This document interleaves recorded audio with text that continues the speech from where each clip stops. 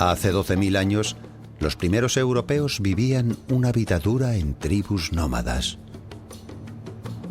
Durante cientos de generaciones, siguieron a los rebaños dependiendo de ellos para su supervivencia. Se refugiaban en lo más profundo de las cuevas, pintaban las imágenes de los animales salvajes que cazaban para comer.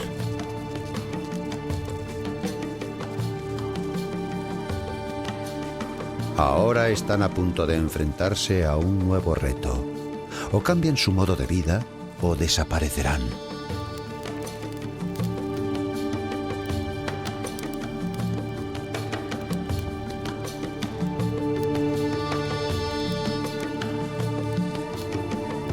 El reto les vendrá de un mundo y de unas gentes diferentes.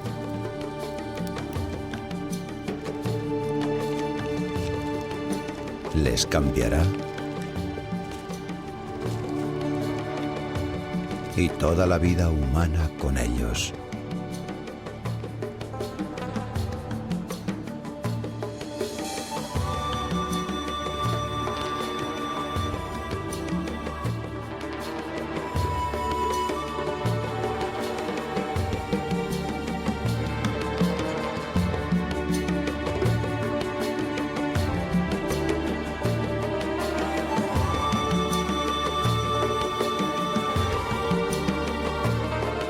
El reto había comenzado en las verdes colinas del Medio Este.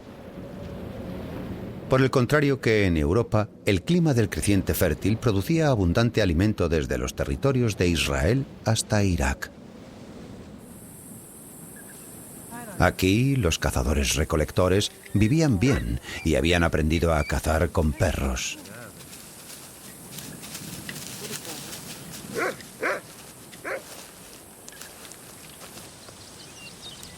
Los perros han acompañado al hombre por lo menos desde hace 12.000 años.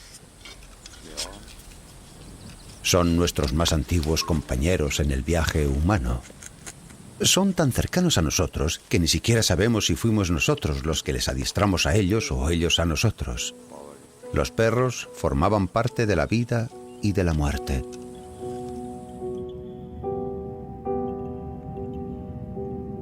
Dentro de una choza en Ain Malaha, en Israel, los arqueólogos encontraron una mujer que había sido enterrada hacía 11.000 años. Junto a su cabeza había un cachorro. Quienquiera que los enterró se había tomado el trabajo de colocar la mano de la mujer cubriendo el cuerpo del animal. Los enterramientos de Ain Malaha con los perros realmente marcan un cambio en esa relación humana entre lo que habían sido especies salvajes, puede que incluso adversarios, y lo que ahora son. Es parte de la vida diaria y de hecho algo que es digno de enterramiento con los muertos. Eso es un cambio importante de verdad. Los perros se sintieron cada vez más atraídos por los humanos a medida en que empezaron a construir chozas. La domesticación del perro viene con el sedentarismo. Las gentes se asientan y van creando montones de basura, que son un verdadero atractivo para los perros. De hecho, esto sienta un precedente para comenzar a atraer a animales salvajes a esta esfera doméstica de la vida humana. El ejemplo de los perros tuvo que dar que pensar a estos habitantes. ¿Por qué no domesticar a otros animales? ¿Por qué no guardar una provisión de carne y así reducir la cantidad de caza? Pero fue una crisis lo que finalmente les empujaría hacia adelante. La sequía golpeó el Medio Oeste durante más de 1000 años.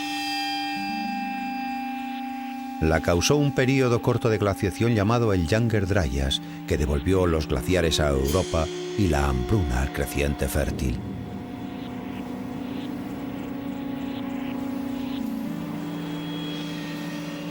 Fue una catástrofe climática.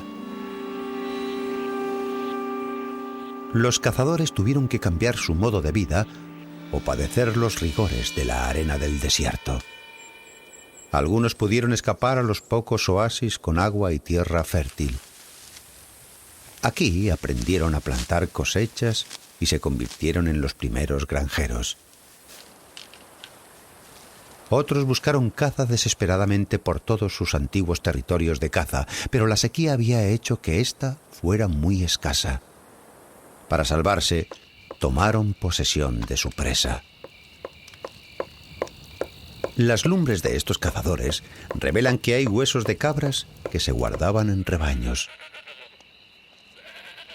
Fueron los primeros animales domesticados para las granjas.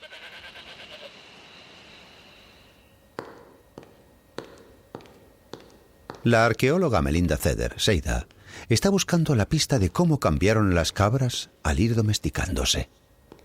Su evidencia proviene de una enorme colección de huesos recogidos por todo el Medio Oeste. Los cambios son más obvios en la cornamenta. Aquí, en estos restos de un ejemplar de las tierras altas de Irán, contemplamos una cabra salvaje Besour. Tiene una cornamenta grande. Es como una quilla afilada, redondeada en esta especie de perfil y va hacia atrás, en lo que denominan forma de cimitarra. Esto es muy característico de la cabra salvaje. Es diferente de lo que vemos aquí, en este otro ejemplar domesticado, en el que la cornamenta está alisada por dentro, está doblada. Todo el perfil del cuerno es diferente y obviamente es un poco más pequeño. La razón por la que esto es así es que en estado salvaje, esta especie de cuerno les da a los machos una ventaja al competir por las hembras. En el caso de animales domesticados, el pastor selecciona quién cruzar con quién. Es decir, que no necesitan de un rasgo concreto para conseguir a la hembra. Hoy en día, en el Medio Oeste, las gentes todavía crían cabras de la misma manera. Los primeros pastores elegían los animales más pequeños y menos agresivos. Eliminaban las características que estos animales necesitaban para sobrevivir de forma salvaje. A cambio, los pastores les proporcionaban alimento y protección.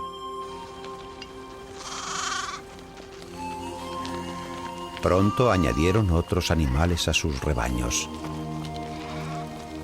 Esta pequeña parte del mundo nos ha provisto de la mayoría de nuestras especies domesticadas. Junto a las cabras y las ovejas estaban los cerdos.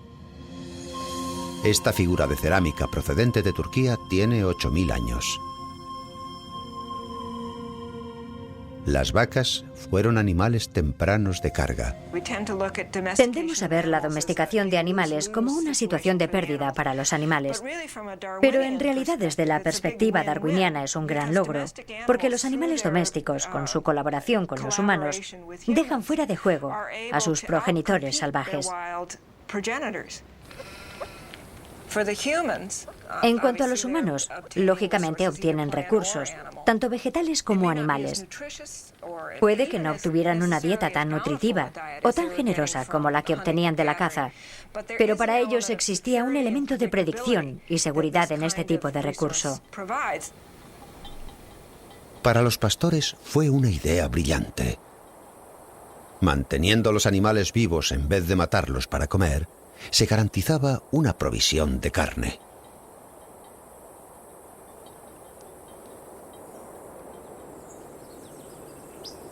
La larga sequía, consecuencia de la glaciación, terminó hace alrededor de 11.500 años. El mundo volvió a la vida.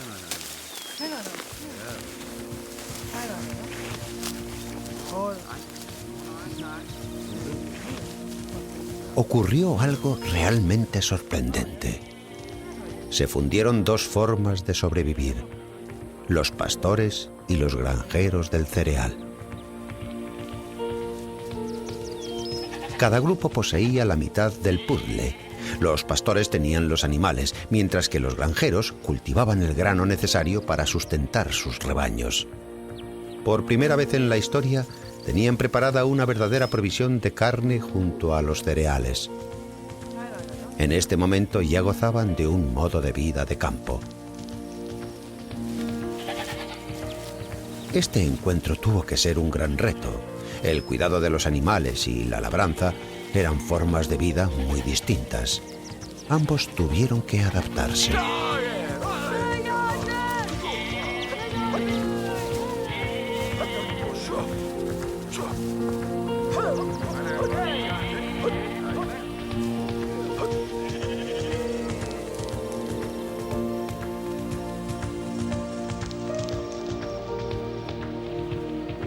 No todas las comunidades adoptaron este nuevo modo de vida. Algunos pueblos de las colinas siguieron con el grano y no han dejado ninguna evidencia de la cría de ganado. Al comparar los asentamientos, los arqueólogos han podido comprobar la clara diferencia que los animales aportaban a la vida de labranza. Bajo las casas, en el valle, había una comunidad mucho más grande y más próspera.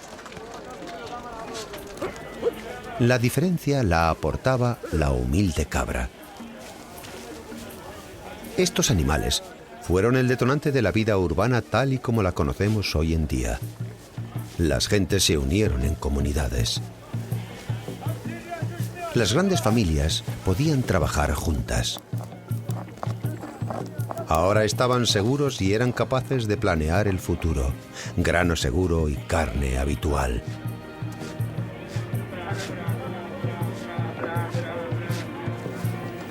Pero había una desventaja. Las personas y los animales estaban hacinados. Esta convivencia trajo consigo problemas de higiene y nuevas enfermedades.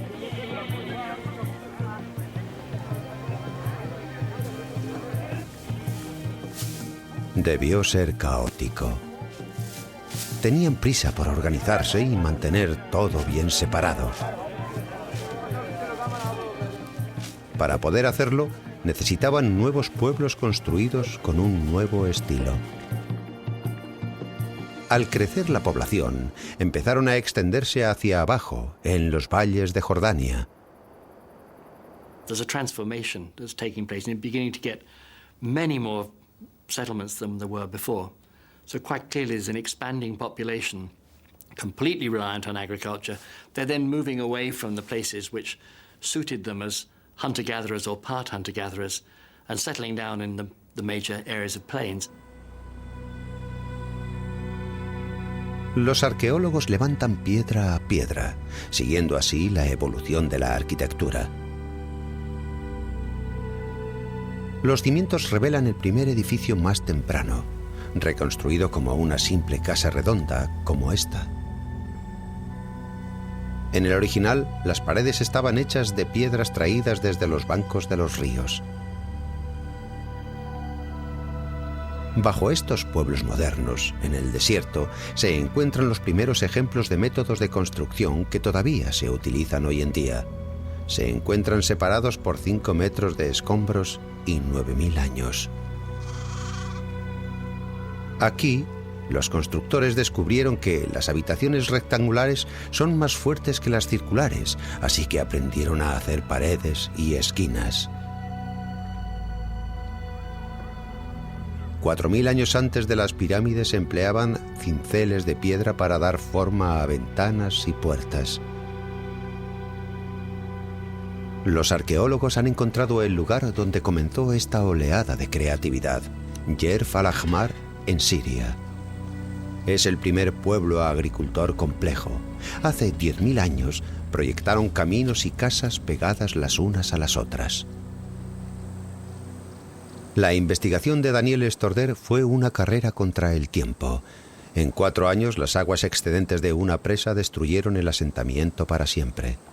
En Yerf al-Ahmar tenemos toda la evolución de la arquitectura de la casa, de la arquitectura doméstica, con las primeras casas circulares, después casas ovales con líneas interiores rectilíneas y finalmente auténticas casas rectangulares.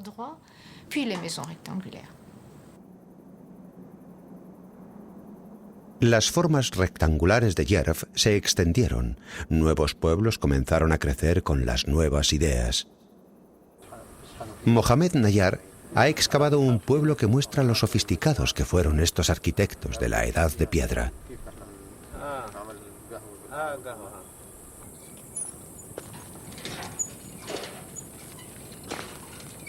Una pequeña plaza conduce a unas escaleras con forma a una calle central. A cada lado se abrían las puertas a las casas de las familias. Aquí hay una cañería que viene a través de la pared y se abre al nivel del suelo.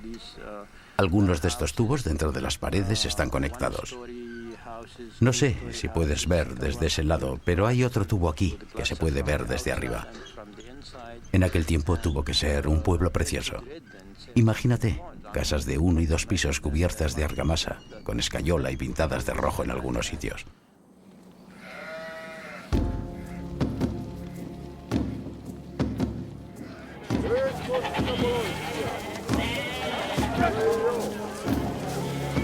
Estos nuevos pueblos rebosaban alegría. Tenían alimento en abundancia, así que algunos de ellos no necesitaban dedicarse a las labores del campo. Tenían tiempo para desarrollar sus talentos en trabajos especializados. Los que fabricaban los cuchillos recogían un sílex de color rosado especial para sus mejores cuchillas.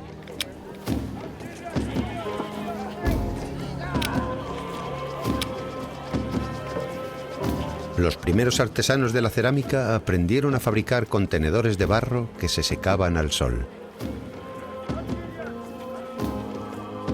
Los arqueólogos han encontrado los restos de cestas utilizadas para el comercio. Algunas estaban selladas con un revestimiento hecho con barro o betún.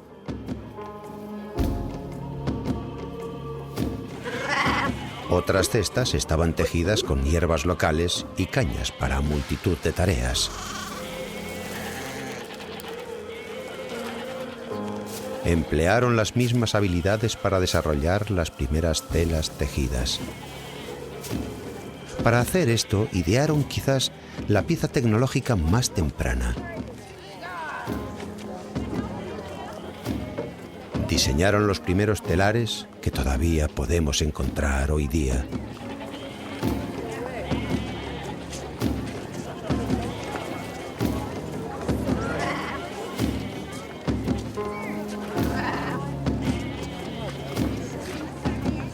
Empleaban una lana peluda muy tosca extraída de las variedades más tempranas de la oveja. Después, desarrollaron una tela suave de lino local y fabricaron hilo. Los hogares crecieron para albergar grandes familias.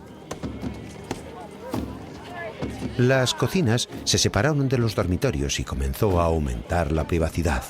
La arquitectura va más allá de lo que necesitaban para el mero refugio. Estos pobladores estaban utilizando la arquitectura tal y como lo hacen los arquitectos modernos, para expresar ideas sobre no solo la forma y el volumen y todo lo demás, sino para expresar cómo es el mundo, cómo deberíamos vivir en él y cómo deberíamos relacionarnos con él. Están creando un entorno artificial edificado. Prestaban mucha atención a la belleza de sus objetos domésticos.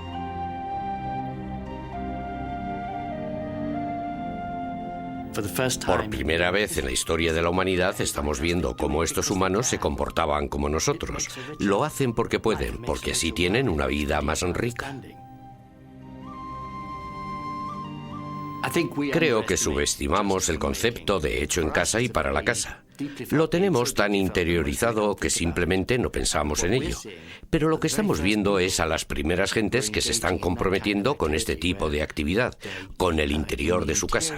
Lo que están haciendo es construir un pequeño hogar.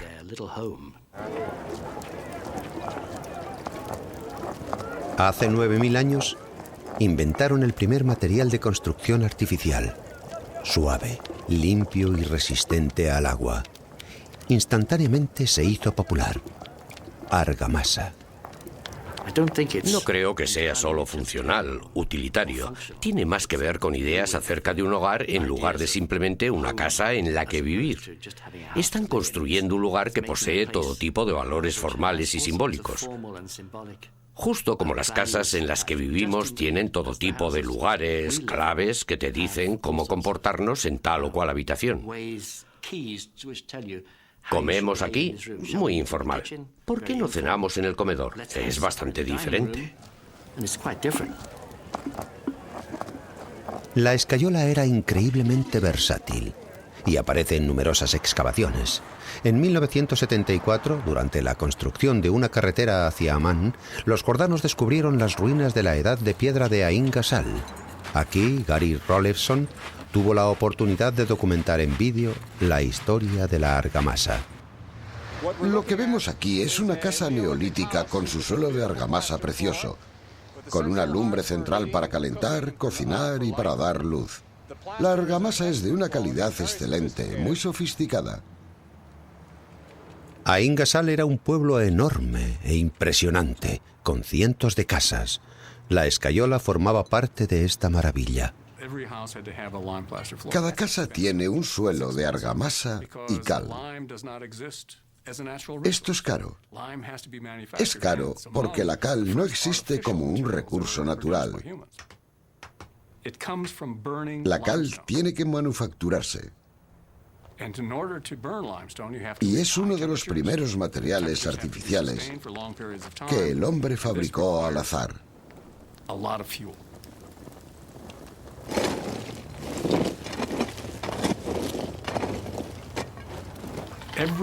Cada vez que hacían un suelo de 50 metros cuadrados, calculamos que utilizaban 3 árboles. En estas casas, Rolefson encontró la evidencia de un ritual tradicional. La argamasa cubría un cuerpo sin cráneo, una práctica que ya se llevaba a cabo 3000 años antes. Enterraban el cuerpo bajo el suelo y con posterioridad abrían el lugar de enterramiento otra vez y sacaban el cráneo. Fuera del pueblo, a modo de ritual, los cuerpos también se exponían a pájaros de presa. Entonces empezaron a utilizar la argamasa con un nuevo fin, para preservar la imagen de los muertos. Se recreaba el rostro. Se hacía un retrato del fallecido con argamasa, que se modelaba y moldeaba con los rasgos característicos de la familia. Aquello que puede reconocer a un padre y a un hijo y un abuelo. Si quieres, es un culto de veneración al ancestro. Nos proporciona una secuencia de estas gentes que se selecciona para establecer la conexión con el pasado, con la tierra y quizá con la casa.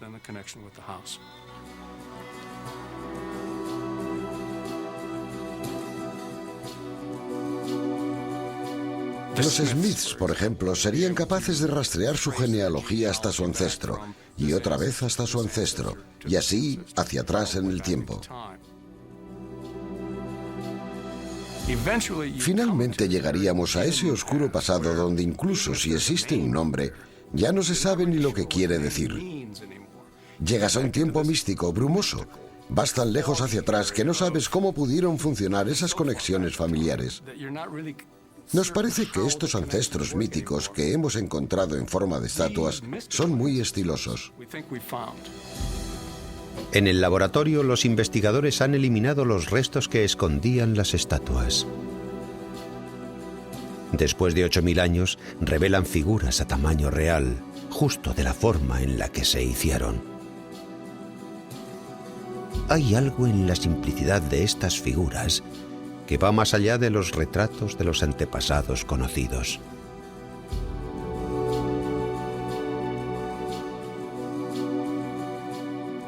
En lugar de ser antepasados reales, pensamos que son los antepasados míticos de las gentes que habitaron Ain Ghazal. Vemos por lo menos 3 pares de estatuas que tienen 2 cabezas. Con ello, estas figuras ya contienen un cierto simbolismo que podían representar a todos los antepasados a la vez. Podría ser que lo que estamos empezando a ver es a los Smiths de Ain Ghazal y a los de Jericó representados en el mismo cuerpo. Así que tenemos 2 partes de la misma línea familiar que aparecen juntas simbólicamente. Estas figuras están relacionadas con la vida espiritual de los primeros granjeros. De los fragmentos repartidos por toda la región se puede extraer la evidencia de su religión. Los orígenes del puzzle se encuentran alrededor de Yerf al-Hamar. En la mitad del poblado, Daniel Storder descubrió un edificio completamente inesperado. Era mucho más grande, no una casa simplemente, era algo más. Se encontraron enormes cornamentas de ganado salvaje, justo en el lugar de la pared de donde debieron caerse. Se erigían unas figuras de buitres que miraban desde arriba a una serie de humanos esculpidos sin cabeza, dados la vuelta en forma de banco corrido. Este es el primer edificio público conocido. Por primera vez, las gentes del pueblo tenían la posibilidad de reunirse bajo un mismo tejado. Después de 700 años de uso, ocurrió algo terrible. Encontramos un esqueleto que estaba casi completo, pero que no tenía cabeza. Era el esqueleto de una niña.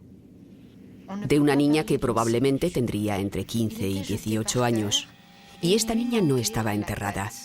Simplemente la habían arrojado en la tierra. Las manos de la niña estaban dobladas en el rigor mortis. A las pocas horas de su muerte, todo el edificio empezó a arder y su cuerpo se cubrió de madera calcinada.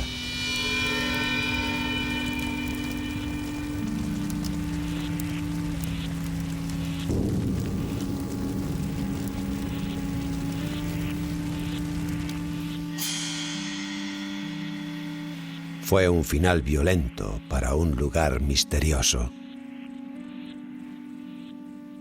No son casas normales, no son lugares de reunión para el debate político. Son un tipo de edificio especial en el que se llevaban a cabo actividades también especiales. Entonces pienso que probablemente tenemos que pensar en algún tipo de actividad religiosa, creencia religiosa que tenía lugar a todo tipo de niveles. La gente había empezado a reunirse para orar. Dejaban pequeñas ofrendas de piedra con diseños complejos. Su significado permanece desconocido.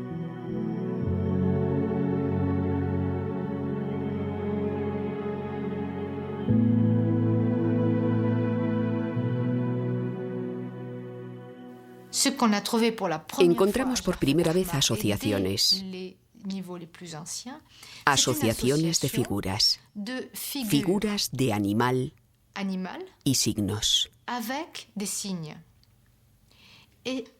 ¿Ves, por ejemplo? Aquí tenemos un zorro, un tipo de serpiente, líneas onduladas, y aquí, si le doy la vuelta, hay un buitre. Estas combinaciones de figuras están contándonos una historia, un mito. Están asociando la muerte y el buitre, la muerte y el pájaro de presa.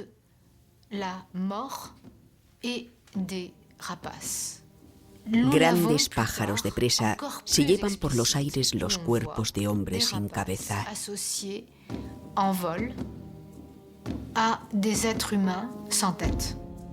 Estas imágenes de muerte aparecen por toda la región.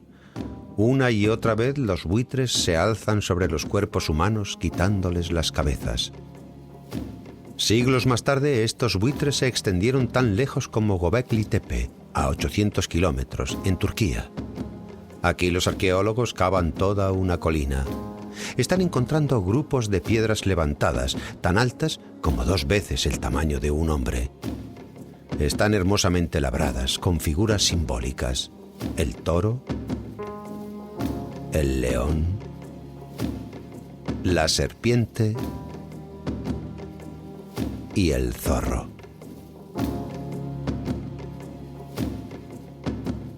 Los arqueólogos se han esforzado por resolver el enigma de la función de estas piedras.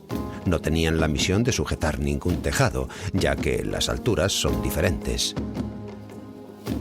Se cree que estas columnas son una plataforma ritual ancestral, donde los muertos se exponían a los buitres para que pudieran comerse los huesos limpiamente.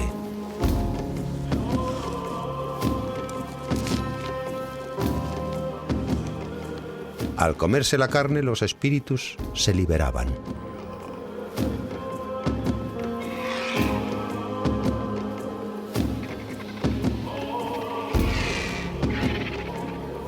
Quizá los pájaros liberaban el espíritu para que subiera al aire. Por primera vez, la religión se había convertido en un gran drama público. Sus rituales se llevaban a cabo al aire libre, en un santuario especial. Parece que no había ningún asentamiento. Esto tuvo que ser algún tipo de lugar común, un lugar ritual para un número de comunidades próximas. Y ello sugiere que las comunidades empezaban a relacionarse entre ellas. Al margen de las actividades propias de cada comunidad, algunas veces se reunían con otras gentes para utilizar un lugar común. Desde la primera agricultura a la religión común transcurrieron miles de años. Ahora era el momento de seguir avanzando. Una vez las poblaciones tienen todo lo necesario para subsistir, empieza el despegue real. Y entonces necesitan más territorio. De tal forma que empezamos a tener los primeros grupos humanos que colonizan nuevas tierras. Quizá teniendo que modificar su manera de vivir para poder colonizar. Hace entre 8.000 y 7.000 años, los granjeros colonizadores empezaron a extenderse a través de Turquía hacia el sur de Europa.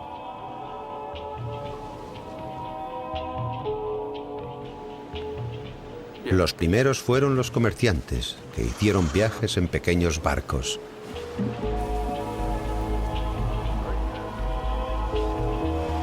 Los granjeros marcharon con algunas semillas, animales y la noción de la agricultura.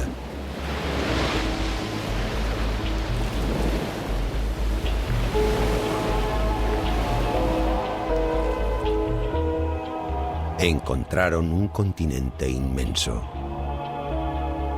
Tuvieron que enfrentarse al reto de un nuevo paisaje y un nuevo clima. El bosque era impenetrable. Con semejante extensión de árboles, tuvieron que viajar por los grandes ríos.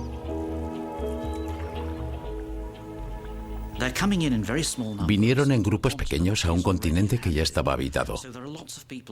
Había multitud de gentes viviendo allí y tuvieron que adaptarse. Estos primeros granjeros se introdujeron alrededor de las comunidades más fuertes ya establecidas. Estos nativos mesolíticos, los cazadores-recolectores, cuyos ancestros habían vivido desde la glaciación, eran mucho más cuantiosos. Los cazadores-recolectores que vivían aquí nunca encontraron grano que pudiera cultivarse. Se desarrollaron sin la ayuda de aquellos animales que podían domesticarse. El cambio a la agricultura simplemente no les fue posible. Pienso que una de las trampas que tenemos que evitar es pensar que aquellas gentes no fueron tan brillantes, que no fueron inteligentes.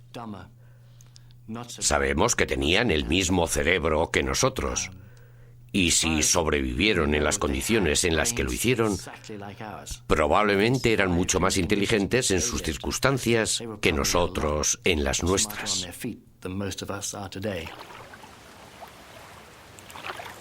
Los cazadores-recolectores se enfrentaron al cambio por todo el sur de Europa, y clan a clan.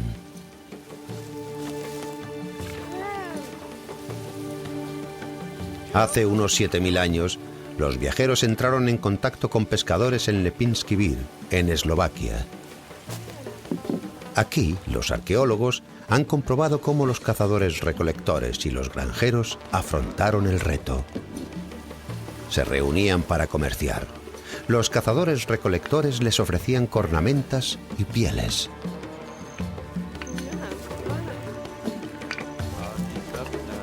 Los granjeros traían los animales y las semillas necesarias para permitirles a los europeos desarrollarse. Les llevaron la noción de la agricultura.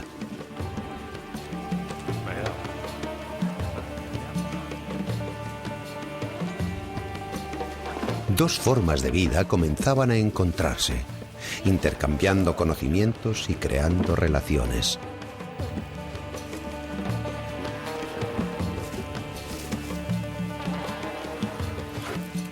Los exploradores siguieron luchando por encontrar en los alrededores tierra buena para la labranza. Las familias se convirtieron en vecinos. Los cazadores-recolectores pronto se convertirían en granjeros. Cuando hablamos de agricultura, tenemos que ser muy claros con lo que estaba llegando a Europa en esta época, porque la imagen de los agricultores tiene muchas resonancias contemporáneas que son absolutamente irrelevantes en este caso. Estos son simples campesinos que solamente utilizan una gama simple de cosechas. Se asentaban en pequeñas parcelas de terreno que eran apropiadas para lo que habían traído consigo. Y siempre estaban adaptándose a este nuevo entorno. Pero también lo estaban cambiando porque se encontraban en un espacio boscoso y en los bosques no se puede cultivar. Para los primeros campesinos los bosques tuvieron que ser un lugar tremendo y pavoroso. Era muy fácil perderse. Había osos y lobos. A lo mejor el bosque tenía sus propios espíritus. Los campesinos hicieron algo que cambiaría la faz de Europa para siempre. De una forma sistemática empezaron a rebajar el bosque. Necesitaban la luz del sol. Empiezan en el sureste de Europa con pequeñas hachas de un tipo que habían utilizado en el próximo este. Y cuando fueron llegando a los grandes bosques de Europa central, tuvieron que mejorar su técnica para poder abordar estas grandes extensiones. Las técnicas dependían del bosque. Algunos lugares se podían quemar, pero hubo que talar la mayoría de ellos con nada más que hachas de piedra. Tardaron generaciones. Creo que hay que imaginar parcelas desperdigadas de ocupación humana, a menudo bastante distantes las unas de las otras, pero formando una cadena de conexiones por todo el continente. Es decir, no es como si una guadaña hubiera segado el terreno de costa a costa. Se trata de algo mucho más individual. Pequeños grupos se instalaban en casas en los bosques y gradualmente se extendían alrededor de sus granjas. Al ir construyendo su propia forma de vida en Europa, estos pioneros perdieron el contacto con el Medio Este. Tras ellos, en el creciente fértil, la forma antigua de vida estaba en crisis. Durante casi 2000 años, los poblados habían transformado la tierra. Antes de que se establecieran los poblados, había muy poco impacto humano sobre el medio ambiente. Las gentes viajaban constantemente. No permanecían por mucho tiempo en un mismo lugar. No tenían ocasión para causar un impacto en el entorno. Pero ahora, a medida en que la gente se asentaba en distintos lugares, el impacto se multiplicaba y generación tras generación consiguieron causar un daño en el entorno. En Aingasal, Roelofsson encontró la evidencia que probaba esa modificación del entorno en la madera que sujetaba sus tejados. Los troncos, que empezaron siendo de 60 centímetros de diámetro, fueron decreciendo gradualmente en tamaño. Y pensamos que este hecho refleja el descenso en el número de grandes árboles en las proximidades de Aingasal. Entonces la escayola empezó a disminuir, aunque la adoraban. Parece que hay una mezcla de barro y creta. Sospecho que esto implica la escasez de leña para la elaboración de la argamasa, y de hecho en las lumbres que utilizaban para cocinar su alimento ya no se encuentra madera. Los restos de carbón de la madera ya no se encuentran, y en su lugar como combustible empezaron a utilizar estiércol.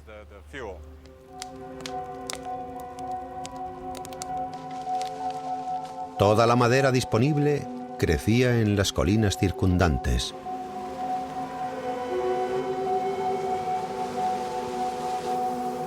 Poco a poco empezó a ser más difícil de conseguir. Finalmente, la provisión dejó de ser suficiente.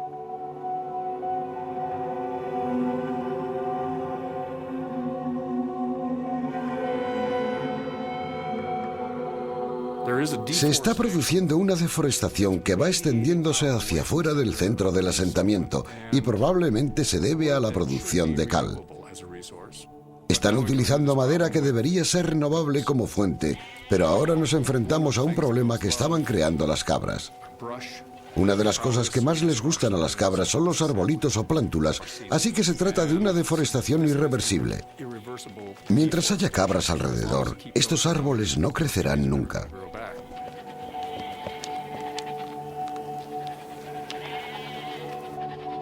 Por primera vez, las comunidades humanas estaban provocando un colapso medioambiental que ellos mismos estaban creando. La población de Aingasal descendió brutalmente desde lo que pudo ser su punto álgido en 3.000 personas a probablemente unos cuantos cientos.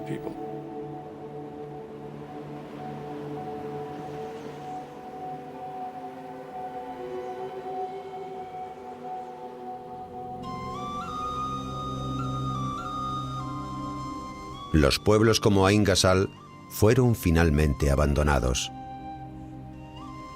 Los registros arqueológicos casi desaparecen después de 2500 años de asentamiento. Muchos de los supervivientes se vieron forzados a convertirse en pastores nómadas que tenían que recorrer las tierras altas.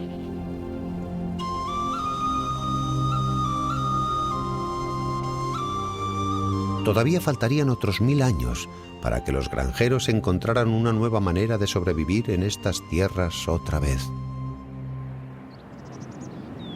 En Europa, los granjeros avanzaban y todavía empleaban los métodos del Medio Oeste. Pero este mundo era muy diferente. Tuvieron que replantearse la tecnología que empleaban. Necesitaban barajar nuevas formas de construcción para sus casas, que no fueran la madera o el barro que se había utilizado previamente. Necesitaban buscar nuevas formas de afrontar el denso bosque.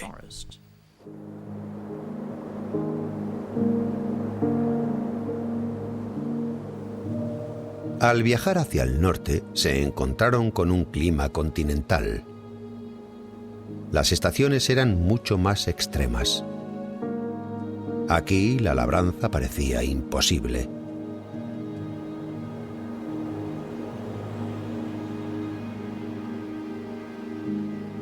Durante 1000 años no tuvieron ninguna respuesta al invierno.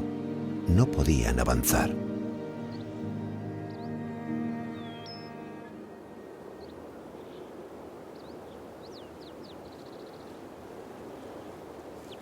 Por fin irrumpieron con un replanteamiento completo de sus métodos de labranza. Se dieron cuenta de que el tiempo era fundamental y calcularon exactamente cuándo plantar, cómo cultivar y cosechar antes del invierno. Aprendieron a utilizar una tierra más pobre.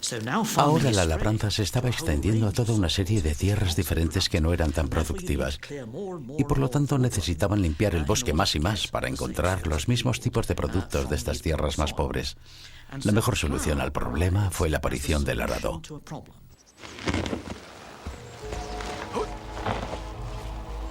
Con un arado, los campesinos podían cultivar extensiones más grandes. Cavaba más hondo para poder darle la vuelta a esta dura tierra norteña.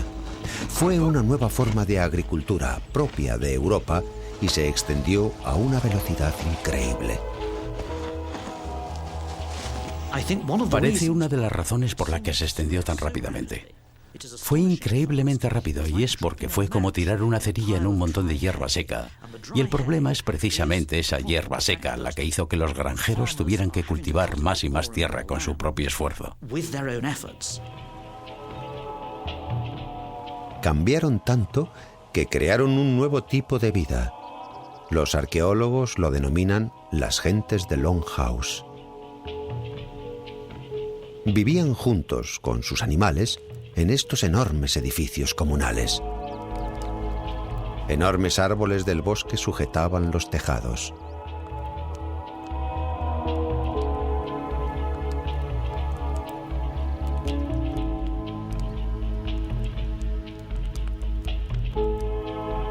Sus posesiones eran muy similares y todos utilizaban el mismo tipo de hacha. Tenían un solo tipo de cerámica con líneas grabadas.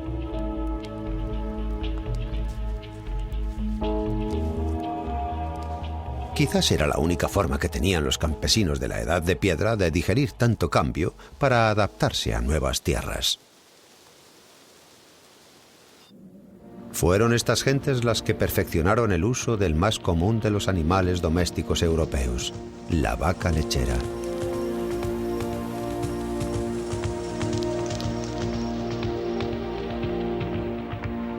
En solo 300 años, los granjeros encontraron nuevos grupos de cazadores-recolectores.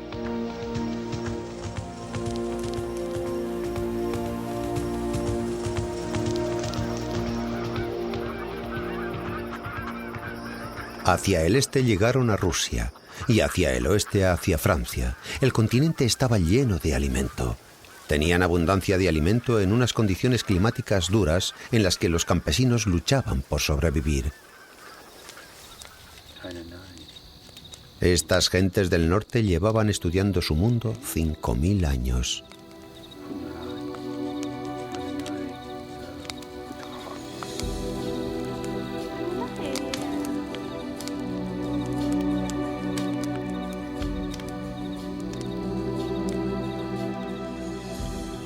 Tras de sí dejaron poco, pero sí sus tumbas. En Vedbæk, Dinamarca, hay un cementerio con 25 cuerpos. Reposan sobre la cornamenta de ciervos. Esta mujer murió dando a luz. A su lado, con un trozo de sílex, el bebé reposa sobre el ala de un cisne. Estas gentes no muestran ninguna influencia del Medio Oeste. Mantienen su propia cultura cazadora-recolectora. Los muertos permanecen tal y como se les dejó en el momento de fallecer. Sus cráneos todavía guardan aquellas cosas que amaron en vida. Estos cazadores-recolectores fueron capaces de coexistir con los campesinos. Eran útiles los unos para los otros. Parece que los campesinos y los últimos cazadores-recolectores vivieron los unos junto a los otros durante más tiempo del que habíamos pensado. Y tuvieron que desarrollar todo tipo de relaciones entre ellos.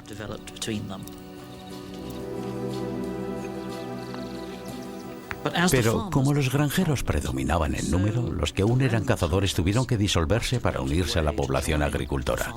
Ahí estaba la emoción. Pero los cazadores-recolectores fueron gente creativa y curiosa. Ellos también eran capaces de pensar en cómo adaptar la agricultura a su propio terreno. Hay muy poca evidencia de que estas dos culturas se enfrentaran de forma violenta. En general, intercambiaban conocimientos. Europa no estaba tan habitada, así que había suficientes oportunidades para encontrar tierra para cultivar.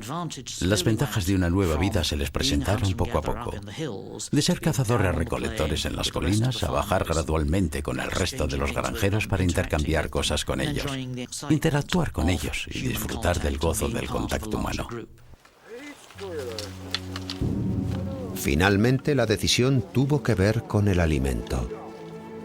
Los cazadores-recolectores abandonaron una vida siempre al borde de la hambruna por una vida de cosechas seguras en granjas asentadas.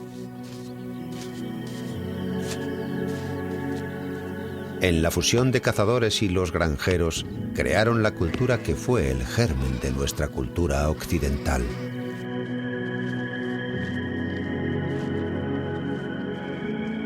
Con su nueva energía, idearon algo extraordinario.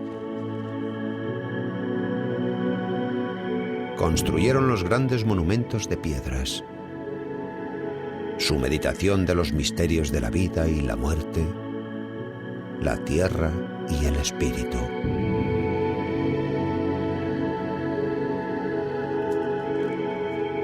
Pero esto también pasaría. Otros vientos de cambio azotaban desde el Medio Oeste.